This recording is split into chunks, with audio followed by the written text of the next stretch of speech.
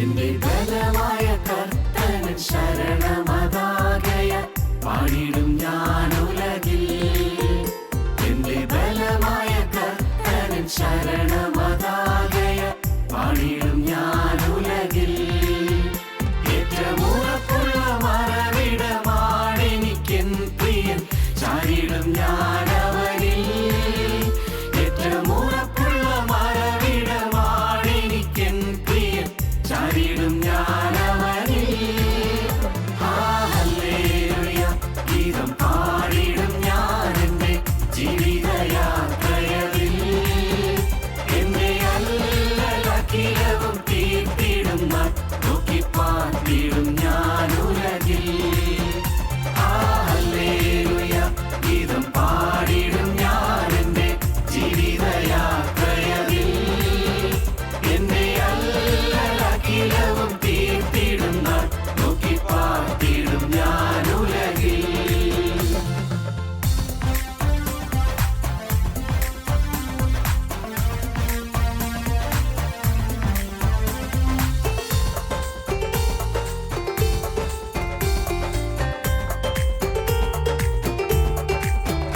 എല്ലാ കാലത്തും ആശ്രയം വെച്ചിടുവാൻ നല്ല സംഗീതമേശുവത്രേ.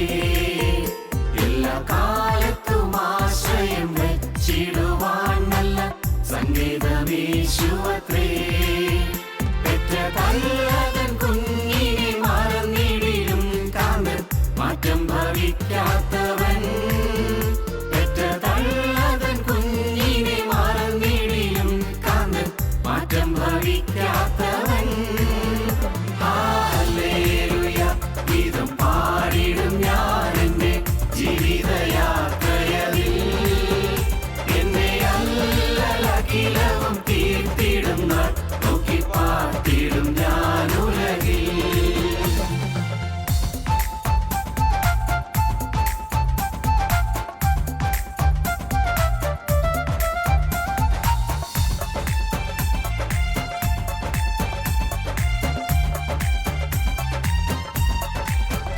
തിരുക്കരത്തിൽ വൻ സാഗര ജലമെല്ലാം അടക്കുന്ന കരുത്തേഴും യാഹവൻ താൻ. തിരുക്കരത്തിൽ വൻ സാഗര ജലമെല്ലാം അടക്കുന്ന കരുത്തേഴും യാഹവൻ താൻ. ഒരു ഇടയനെ പോലെന്നെ അവനിൽ കരുതുന്ന സ്നേഹമെന്താശ്ചര്യമേ. ഒരു ഇടയനെ പോലെന്നെ അവനിൽ കരുതുന്ന സ്നേഹമെന്താശ്ചര്യമേ.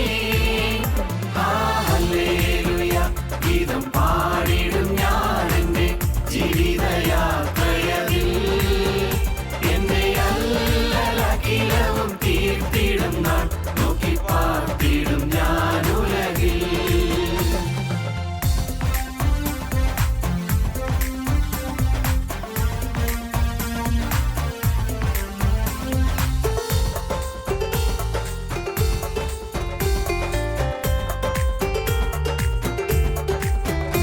ഉള്ളം കലങ്ങുന്ന നേരത്ത് പ്രിയൻ തൻ വാഗ്ദത്തം ഓർപ്പിച്ചുണർത്തുമെന്നെ.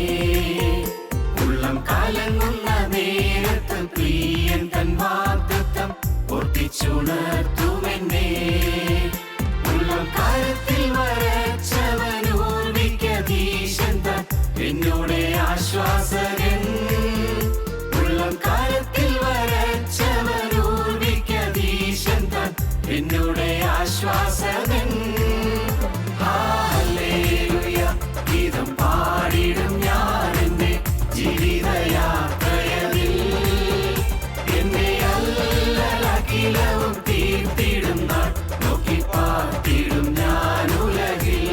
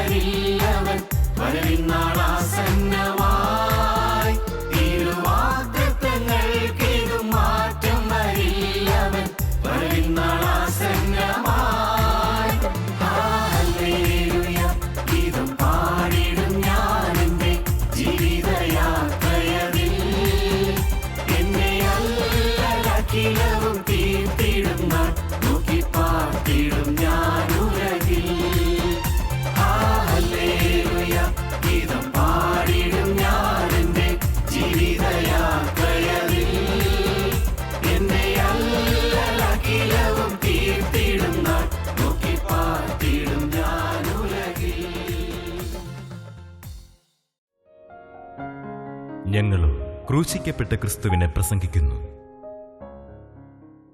ദൈവത്തിന് സ്തോത്രം. ഹോശേയ പ്രവാചകന്റെ പുസ്തകം 8-ാം അധ്യായം 7-ാം വാക്യം ഒരു ചെറിയ വാക്യമാണ്. നമുക്ക് വായിച്ചു കേൾക്കാം. അവർ കാറ്റ് വിതച്ചു, ചുഴലിക്കാറ്റ് കൊയ്യും. അവർ കാറ്റ് വിതച്ചു, ചുഴലിക്കാറ്റ് കൊയ്യും. വിതയ്ക്കുന്നത് കാറ്റാണ്, അത്ര വലിയ അപകടകാരിയല്ല. എന്നാൽ കൊയ്തെടുക്കുമ്പോൾ അത് ചുഴലിക്കാറ്റായിരിക്കും, ഭയങ്കരമായ കൊടുങ്കാറ്റായിരിക്കും. അവർ കാറ്റ് വിതച്ചു, ചുഴലിക്കാറ്റ് കൊയ്യും. ദൈവത്തിന് സ്തോത്രം. പ്രിയപ്പെട്ടവരെ, ജീവിതത്തിൽ വരുന്നതായ നമ്മുടെ പാപങ്ങൾ അത് ചെയ്തു തുടങ്ങുമ്പോൾ അത്ര വരുന്നതായിരിക്കില്ല. നമുക്കൊരു അനാസ്ഥ വരുന്നു, താല്പര്യക്കുറവ് വരുന്നു, പ്രാർത്ഥിക്കാൻ വലിയ താല്പര്യമില്ല, ആത്മീയമായ കാര്യങ്ങളിൽ ശുഷ്കാന്തിയില്ല എന്നൊക്കെ കാണുകയുള്ളൂ. എന്നാൽ നാളുകൾ മുന്നോട്ട് പോകുമ്പോൾ നാം കൊടുങ്കാറ്റ് കൊയ്യാൻ പോവുകയാണ്, ചുഴലിക്കാറ്റ് കൊയ്യാൻ പോവുകയാണ്. നാം ഈ ഭൂമിയിൽ ജീവിക്കുമ്പോൾ തന്നെ ഭയങ്കരമായ ദുരന്തങ്ങളും ശാപങ്ങളും ദോഷങ്ങളും ബാധകളും ഒക്കെ വരാൻ പോവുകയാണ്. വിതയ്ക്കുന്നത് കാറ്റാണ്, പക്ഷെ കൊയ്യുന്നത് ചുഴലിക്കാറ്റാണ്.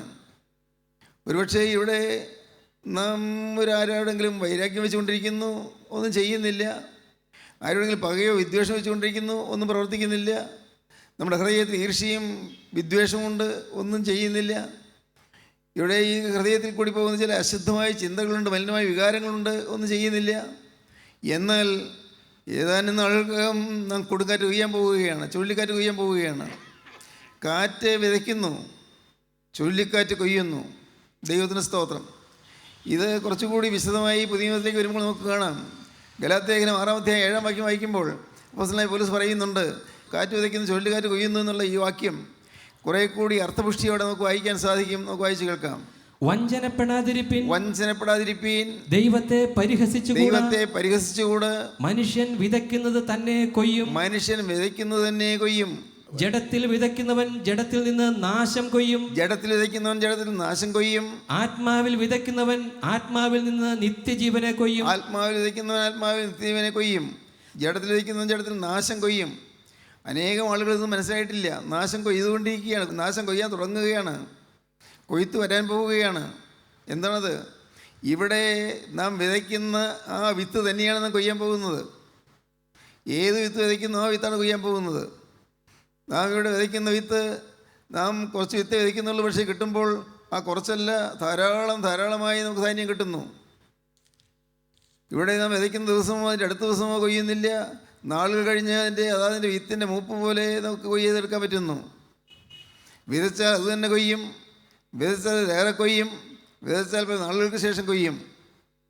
നമ്മുടെ ജീവിതത്തിൽ വരുന്നതായ വലിയൊരു ദുരന്തമാണ് ഇവിടെ തിരുവചനം പറയുന്നത്. കാറ്റ് വിതയ്ക്കുന്നു, കൊടുങ്കാറ്റ് കൊയ്യുന്നു. കാറ്റ് വിതയ്ക്കുന്നു, ചുഴലിക്കാറ്റ് കൊയ്യുന്നു. നമ്മുടെ കുടുംബങ്ങളിൽ ചെറുതായി തുടങ്ങുന്നതായ അലസതയും ഇഷ്ടക്കേടുകളും പരസ്പരമുള്ളതായ നല്ല ഐക്യമില്ലാത്ത സ്വഭാവവും എല്ലാം ഭാവിയിലേക്ക് വളരെ ദൂരവ്യാപകമായ ദുഷ്ഫലങ്ങൾ ഉളവാക്കുകയാണ്.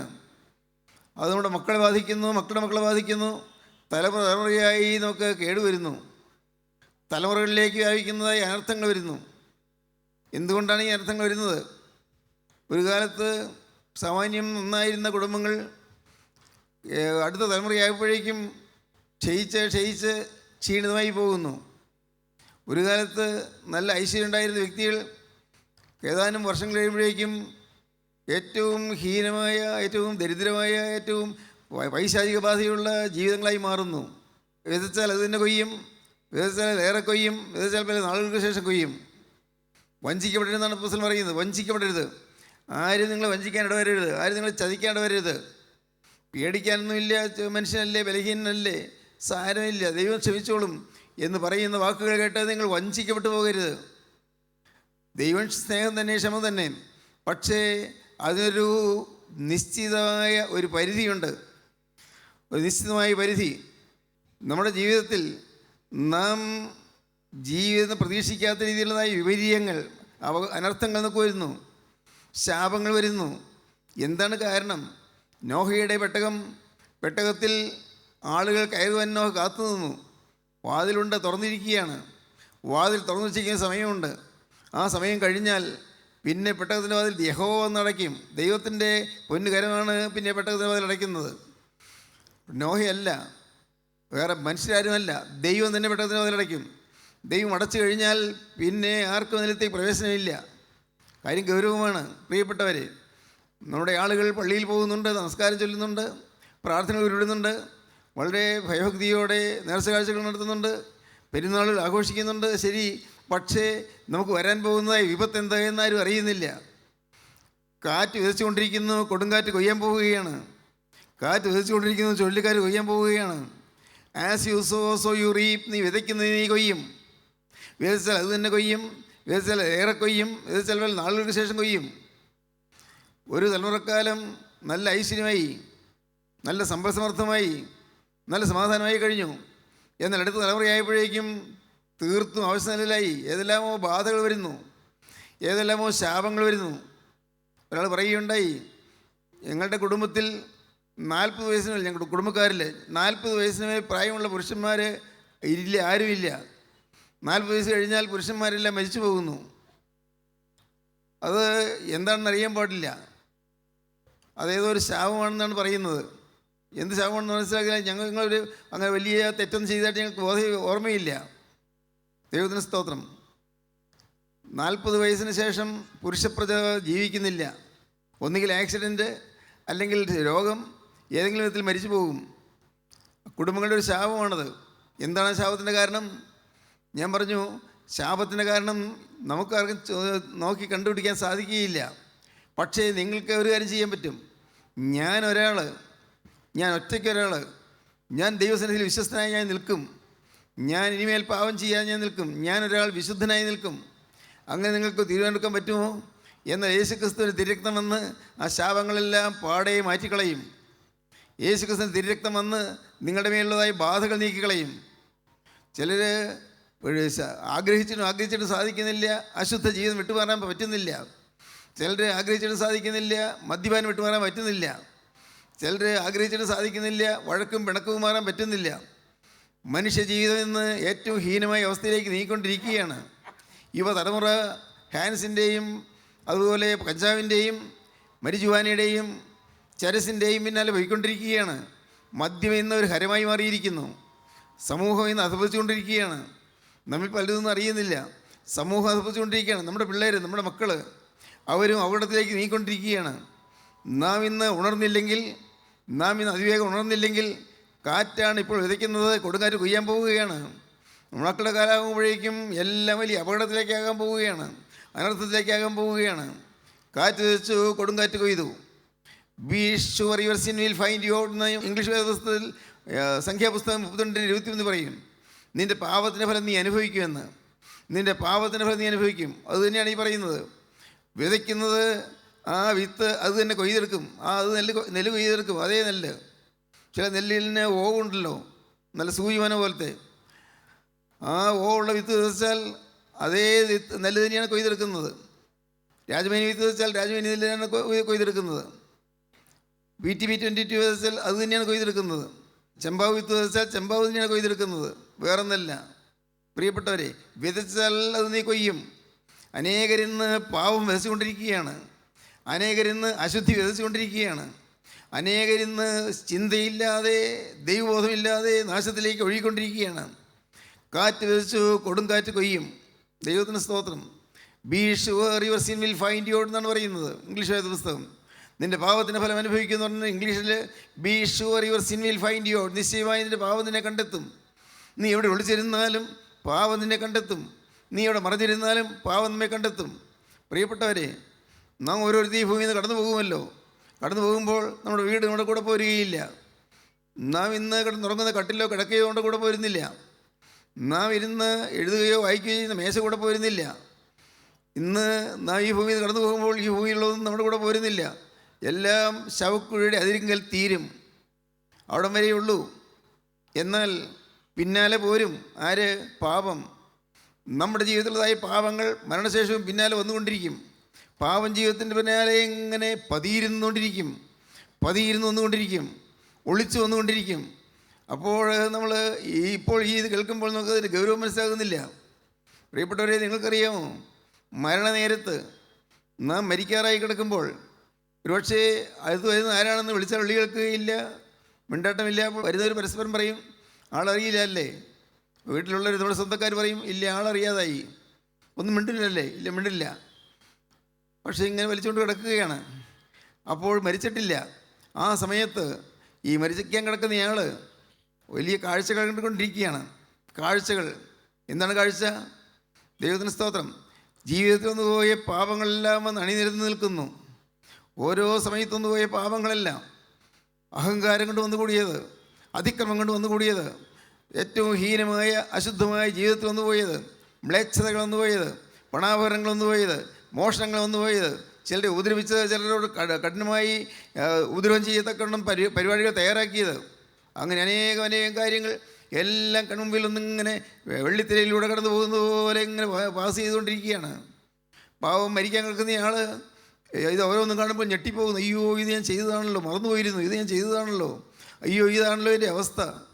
ദൈവത്തിന് സ്തോത്രം. പ്രിയപ്പെട്ടവരെ, നിങ്ങൾ കേൾക്കൂ. ജീവനുള്ള ദൈവത്തിൻ്റെ വചനം നിങ്ങൾക്ക് തരുന്നത് നിങ്ങൾക്ക് അനുതാപം കിട്ടാൻ വേണ്ടിയാണ്. നിങ്ങൾക്ക് ഈ അപകടം വരാതിരിക്കാൻ വേണ്ടിയാണ്. ഈ അനർത്ഥത്തേക്ക് നിങ്ങൾ പോകാതിരിക്കാൻ വേണ്ടിയാണ്.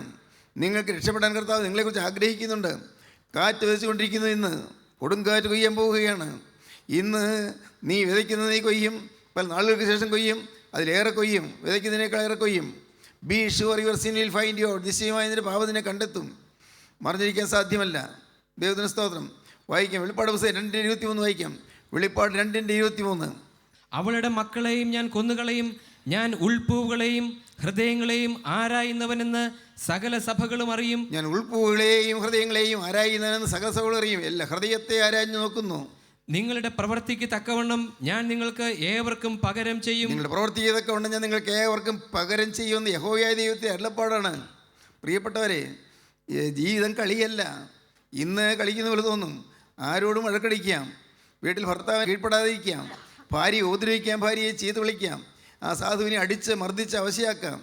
ആര് ചോദിക്കാനാണ്? ഇതുപോലെ അതിക്രമങ്ങൾ എന്തെല്ലാം നടക്കുന്നു. ഇന്ന് അധ്യാപകരെ ചീത്ത പറയാം, അധ്യാപകരെ കളിയാക്കാം.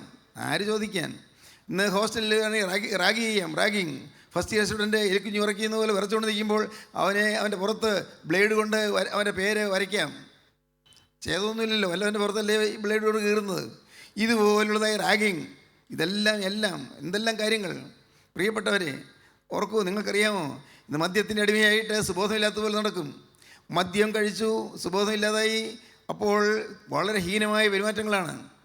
എന്നാൽ പിറ്റേ ദിവസം രാവിലെ പറയും, അയ്യോ ഞാൻ നിന്നെ ഉപദ്രവിച്ചു അല്ലേ, ഞാൻ കുടിച്ച് സുബോധം പോയതുകൊണ്ടാണ്, നീ ഞാൻ കുടിക്കില്ല. പക്ഷേ അന്നും പിന്നെയും പോകും, അന്നും കുടിക്കും, മദ്യപിക്കും. കുടുംബം നരകമായിക്കൊണ്ടിരിക്കുന്നു. അനേകം കുടുംബങ്ങൾ നരകമാണ്. ദൈവത്തിന് സ്തോത്രം. നിങ്ങൾ കേൾക്കൂ, നിങ്ങൾ യേശു ക്രിസ്തുവിനോട് പറ്റി നിന്നാൽ നിങ്ങൾക്ക് നഷ്ടമല്ല, ലാഭമാണ്. യേശു ക്രിസ്തുവിനോട് ചേർന്ന് നിന്നാൽ നിങ്ങൾക്ക് സമാധാനമാണ്. യേശു ക്രിസ്തു നിങ്ങളെ അറിയിക്കുന്നത്, നിങ്ങൾ കാറ്റ് വിതച്ച് കൊടുങ്കാറ്റ് കൊയ്യല്ലേ. കാറ്റ് വിതച്ച് കൊടുങ്കാറ്റ് കൊയ്യുന്ന മഹാപാതകം നിങ്ങൾക്ക് വരല്ലേ, ആ അബദ്ധം നിങ്ങൾക്ക് വരല്ലേ. ദൈവത്തിന് സ്തോത്രം. അനർത്ഥത്തിലേക്ക് പോകല്ലേ. ഇന്ന് ഈ മൊബൈൽ ഫോണിൽ കൂടിയുള്ളതായ ചാറ്റിങ്, ഫേസ്ബുക്കിൽ കൂടിയുള്ള ചാറ്റിംഗ് എല്ലാം നിങ്ങൾക്കറിയാമോ, ചീറ്റിംഗാണ്, ചതിയാണ്, വഞ്ചന. എത്രയോ ജീവിതങ്ങൾ ഹോമിക്കപ്പെടുന്നു, നശിക്കുന്നു. എത്രയോ പെൺകുട്ടികളുടെ ജീവിതം തകർന്നു പോകും, താറുമാറായി പോകുന്നു. എത്രയോ പുരുഷന്മാർ, യുവാക്കന്മാർ അവർ വഴിതെറ്റിപ്പോയി നാശത്തിന് അടിമകളായിത്തീരുന്നു. നാം ആരും അറിയുന്നില്ല. നമ്മുടെ കുഞ്ഞുങ്ങൾ ചിലപ്പോൾ കേരളത്തിൽ തന്നെയോ അല്ലെങ്കിൽ കേരളത്തിന് വെളിയിലോ ഏതെങ്കിലും ഹോസ്റ്റലിൽ താമസിക്കുമ്പോൾ എന്തെല്ലാമാണ് സംഭവിക്കുന്നത് അറിയുന്നുണ്ടോ? അറിയുന്നില്ല. ഹോസ്റ്റലിൽ നിന്ന് പെൺകുട്ടിയെ വിളിച്ചുകൊണ്ട് പോയി അവളോടൊപ്പം കറങ്ങി നടക്കുകയും ഒരു രാത്രി കഴിച്ചു കൂട്ടിയിട്ട് പിന്നെ രാവിലെ അവളെ ഹോസ്റ്റലിൽ വിടുകയും ചെയ്യുന്ന യുവാക്കന്മാരുണ്ട് നമ്മുടെ കൂട്ടത്തിൽ. പ്രിയപ്പെട്ടവരെ, അവർ എന്നാൽ നാട്ടിൽ വരുമ്പോൾ അവിടെ മധുവായിൽ കയറും, തൂക്കുറ്റിയെടുക്കും, ശുശ്രൂഷയ്ക്ക് കൂടുകയും ചെയ്യും. നാം ഭയത്തോടും വിറകലോടും എന്ന് പറഞ്ഞുകൊണ്ടുള്ളതായ വേഗം കഴിയും വായിക്കുന്ന സമയത്തുള്ളതായ പ്രാർത്ഥന മനോഹരമായിട്ട് ചൊല്ലും. നല്ല ഈണത്തിൽ പാട്ട് പാടും. മോചനമതിനായി പാവികളെ ഒരു യാചിപ്പിന്ന് മനോഹരമായി പാടും. പക്ഷേ ഈ പള്ളിയിൽ നിന്ന് പോയിട്ട് അടുത്ത വെക്കേഷൻ കഴിഞ്ഞ് കോളേജിലെത്തുമ്പോൾ അവിടെ കാണിക്കുന്ന കൂത്താട്ടങ്ങൾ എന്തെല്ലാമാണ്. ആരെയും വേദനിപ്പിക്കാൻ പറയുകയല്ല. നിങ്ങൾ അറിയണം, സത്യം അറിയണം. ഇന്ന് ഈ ജീവിതത്തിൽ കറ പറ്റാത്ത എത്ര പേരുണ്ട്, ചെളി പറ്റാത്ത എത്ര പേരുണ്ട്. ദൈവത്തിന് സ്തോത്രം. ഞാനിത് വീണ്ടും ആവർത്തിച്ച് പറയട്ടെ, നിങ്ങൾക്ക് തോന്നും സാറിന് ഇത് പറയാം, സാറിന് പ്രായമായില്ലേ. പക്ഷേ ഞങ്ങൾ ചെറുപ്പക്കാരുടെ വികാരങ്ങൾ സാറിന് അറിയാമോ? മക്കളെ, ഞാൻ പറയാം, ഞാനും ആ പ്രായം കഴിഞ്ഞാൽ പോകുന്നത്. ഞാനും ചെറുപ്പക്കാരനായിരുന്നിട്ടാണ് പോകുന്നത്. ദൈവത്തിന് സ്തോത്രം. 17-ാമത്തെ വയസ്സിൽ ദൈവത്തോടൊരു വാക്ക് പറഞ്ഞു. 17-ാമത്തെ വയസ്സിൽ ഉടമ്പടി ചെയ്തു, ഈ ജീവിതം യേശുവേ നിനക്ക് എന്ന്. ഒന്നും അറിഞ്ഞുകൊണ്ടൊന്നുമല്ല, അതിൻ്റെ അനന്ത സാധ്യതകളൊന്നും അറിഞ്ഞുകൊണ്ടല്ല. ദൈവമേ, ദൈവം കരുണ ചെയ്ത് എന്നെ കൊണ്ട് പറയിപ്പിച്ചു. ഈ ജീവിതം യേശുവിന് ഭാഗ്യം. പ്രകടമായ ഒരു ഭാവത്തിലേക്ക് പോകാതെ കർത്താവിനെ രക്ഷിച്ചു. പ്രകടമായ ഒരു തെറ്റിലേക്കും പോയില്ല. ദൈവത്തിന് സ്തോത്രം. ഭാഗ്യം. അതിനുള്ള കൂട്ടുകെട്ടൊന്നുണ്ടായില്ല. പാവം കൂടാതെ ജീവിക്കാൻ സാധിക്കും. ഏത് പ്രായത്തിലും സാധിക്കും, വേണമെങ്കിൽ സാധിക്കും. കൂടി കഴിയും നിങ്ങൾക്ക് നിർബന്ധമുണ്ടെങ്കിൽ സാധിക്കും. പാവം കൂടാതെ ജീവിക്കാം. കാറ്റ് വിതയ്ക്കല്ലേ, കൊടുങ്കാറ്റ് കൊയ്യും. ദൈവത്തിന് സ്തോത്രം. പ്രിയപ്പെട്ടവരെ, ശ്രദ്ധിക്കൂ. ദൈവത്തിന് വലിയ നാമം മഹത്വപ്പെടട്ടെ. നിങ്ങൾ വിതയ്ക്കുന്നത് നിങ്ങൾ കൊയ്യും, അതിലേറെ കൊയ്യും. പ്രിയപ്പെട്ടവരെ, ഭയപ്പെടണം. ഉടനെ കൊയ്തൊന്നും വരികയില്ല, അത് നാളുകൾക്ക് ശേഷം കൊയ്യും. ആപത്തും വരരുത്.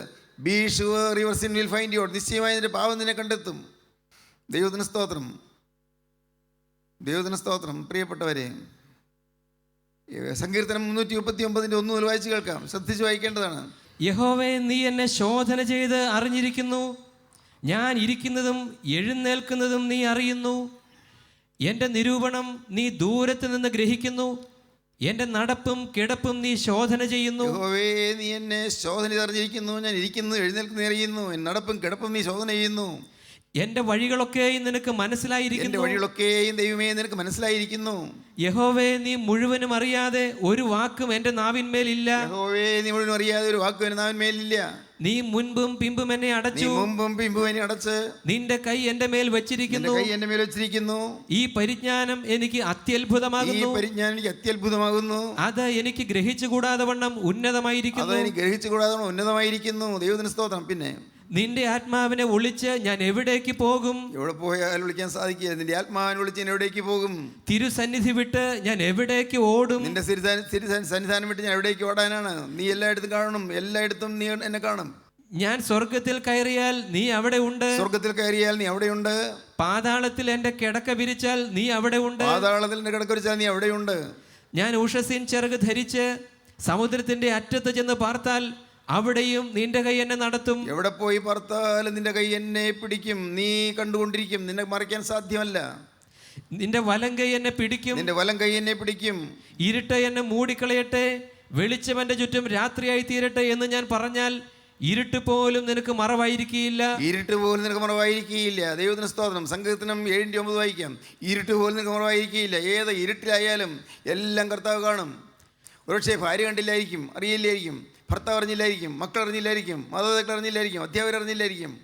പ്രിയപ്പെട്ടവരെ, ലോകത്തൊരു കുഞ്ഞും അറിഞ്ഞിട്ടില്ല, പക്ഷേ സ്വർഗത്തെ ദൈവം കണ്ടുകൊണ്ടിരിക്കുന്നു. സ്നേഹിത, നീ ചെയ്ത പാവങ്ങൾ ദൈവം കണ്ടുകൊണ്ടിരിക്കുന്നു. നീ ചെയ്തു കൂട്ടിയ പാവങ്ങളെല്ലാം അവിടെ രേഖപ്പെടുത്തി വെച്ചിരിക്കുന്നു, എഴുതി വെച്ചിരിക്കുന്നു എല്ലാം. അതിനാണ് സ്മരണയുടെ പുസ്തകം, ഓർമ്മയുടെ പുസ്തകം എന്ന് പറയുന്നത്. ഓർമ്മയുടെ പുസ്തകത്തിൽ എഴുതി വയ്ക്കുകയാണ് എല്ലാം. ദൈവത്തിന് സ്തോത്രം. ഈ ഭൂമിയിൽ ജീവിക്കുമ്പോൾ ഓർമ്മയുടെ പുസ്തകത്തിലുള്ളതായ പാവങ്ങളെല്ലാം കർത്താവായ യേശുക്രിസ്തുവിന്റെ തിരക്തത്താൽ മാഞ്ഞു പോയില്ലെങ്കിൽ നിത്യ അന്ധകാരത്തിലേക്ക് നിങ്ങൾ പോകേണ്ടി വരും. വായിക്കാം. നീതിമാനായ ദൈവം ഹൃദയങ്ങളെയും അന്തരിന്ദ്രിയങ്ങളെയും ശോധന ചെയ്യുന്നു. നീതിമാനായ ദൈവം ഹൃദയങ്ങളെയും അന്തരിന്ദ്രിയങ്ങളെയും ശോധന ചെയ്യുന്നു. നീതിമാനായ ദൈവം ഹൃദയങ്ങളെയും അന്തരിന്ദ്രിയങ്ങളെയും ശോധന ചെയ്യുന്നു. ദാനിയേൽ പ്രവചനം 5-ാം അധ്യായത്തിൽ വാക്യമുണ്ട്. മെനെ മെനെ തേക്കേൽ ഊഫർസീൻ. ദൈവം നിന്നെ തുലാസിൽ തൂക്കി നോക്കി നിന്നെ കുറവുള്ളവനായി കണ്ടിരിക്കുന്നു. ദൈവം തൂക്കി നോക്കുകയാണ്, കുറവുള്ളവനായി കണ്ടിരിക്കുന്നു.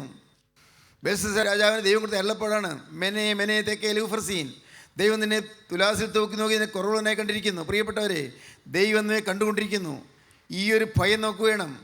കൂട്ടായ്മയല്ല ഭയപ്പെടേണ്ടത്, കൂട്ടായ്മയിൽ വചനം പറയുന്നവരല്ല ഭയപ്പെടേണ്ടത്. അവരൊക്കെ സാധാരണ മനുഷ്യർ തന്നെയാണ്. ഇപ്പോൾ ഞാനിപ്പോൾ വചനം പറയുന്നു, ഞാൻ നിങ്ങളെപ്പോലെ സാധാരണ മനുഷ്യനാണ്. നിങ്ങളെപ്പോലെ തന്നെയുള്ള മനുഷ്യൻ, നിങ്ങളെപ്പോലെ തന്നെ പ്രാരബ്ധങ്ങളും കഷ്ടപ്പാടുകളും ദുഃഖങ്ങളും ദുരിതങ്ങളും എല്ലാം ഉള്ള മനുഷ്യൻ തന്നെയാണ്. രോഗങ്ങളും പ്രയാസങ്ങളും എല്ലാം ഉള്ള മനുഷ്യൻ തന്നെയാണ്. നിങ്ങളിൽ നിന്ന് വ്യത്യസ്തനല്ല. എന്നാൽ നിങ്ങൾ കേൾക്കൂ, ദൈവത്തിന് സ്തോത്രം.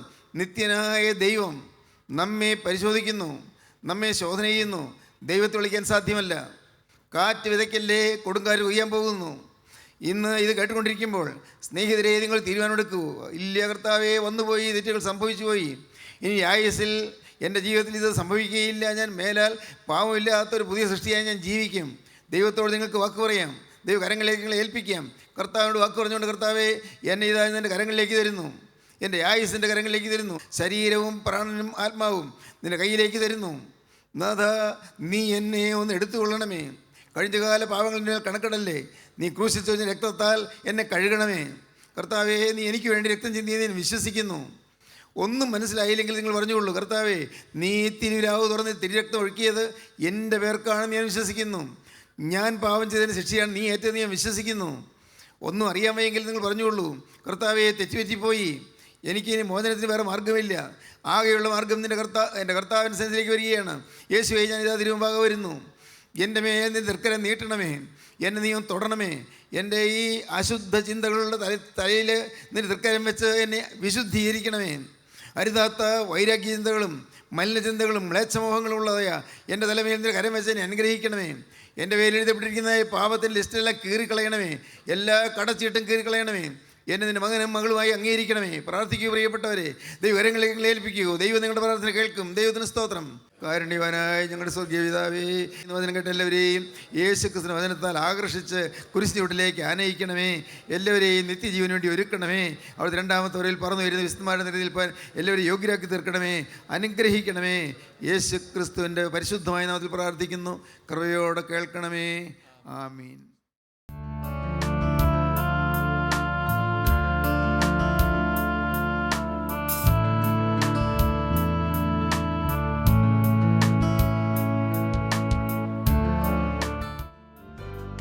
അമൃതധാര എല്ലാ ശനിയാഴ്ചയും രാവിലെ 6:30 മുതൽ 7 മണി വരെ നിങ്ങളുടെ സൂര്യ TV-യിൽ.